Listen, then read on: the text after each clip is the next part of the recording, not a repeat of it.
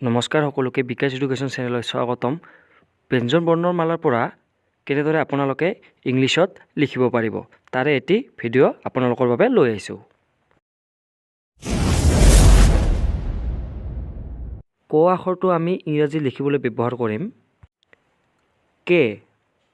ঠিক সেই একেদৰে খ আখৰটো আমি ইংৰাজীত ব্যৱহাৰ কৰিম কে এইচ, আৰু গটো লিখিবলৈ আমি ব্যৱহাৰ কৰিম জি, আৰু ঘটো লিখিবলৈ আমি ব্যৱহাৰ কৰিম জি এইচ, আৰু উঙটো লিখিবলৈ ব্যৱহাৰ কৰিম আমি এন, আৰু প্ৰথম স্বৰটো লিখিবলৈ আমি ব্যৱহাৰ কৰিম চি এইচ, আৰু দ্বিতীয় স্বৰটো লিখিবলৈ আমি ব্যৱহাৰ কৰিম চি এইচ এইচ, আৰু বৰ্গীয়টো লিখিবলৈ আমি ব্যৱহাৰ কৰিম জে, ঝটো লিখিবলৈ আমি ব্যৱহাৰ কৰিম জে এইচ, আৰু নিয়টো লিখিবলৈ আমি ব্যৱহাৰ কৰিম এন।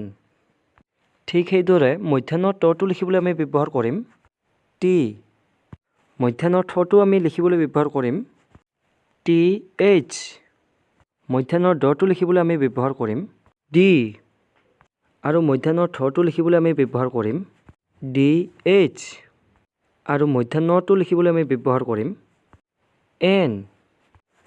দন্ত্যাত তটো লিখিবলৈ আমি ব্যৱহাৰ কৰিম টি।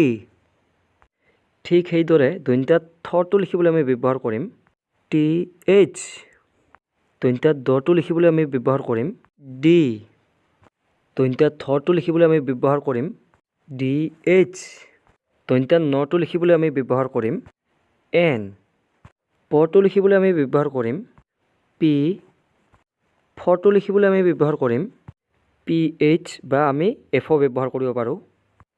বটো লিখিবলৈ আমি ব্যৱহাৰ কৰিম বি, ফটো লিখিবলৈ আমি ব্যৱহাৰ কৰিম বি এইচ, মটো লিখিবলৈ আমি ব্যৱহাৰ কৰিম এম ব্যৱহাৰ কৰিম।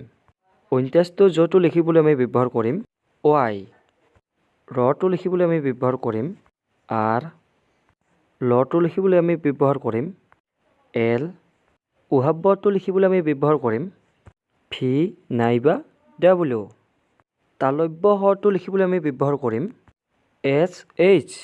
ঠিক একেদৰে মধ্যাহ্ন আখৰটো লিখিব পাৰিম আমি এছ এইচ, দন্ত্যাক্ষৰটো লিখিবলৈ ব্যৱহাৰ কৰিম আমি এছ নাইবা এক্সও আমি ব্যৱহাৰ কৰিব পাৰোঁ, আৰু আমি হৰটো লিখিবলৈ ব্যৱহাৰ কৰিব পাৰিম এইচ।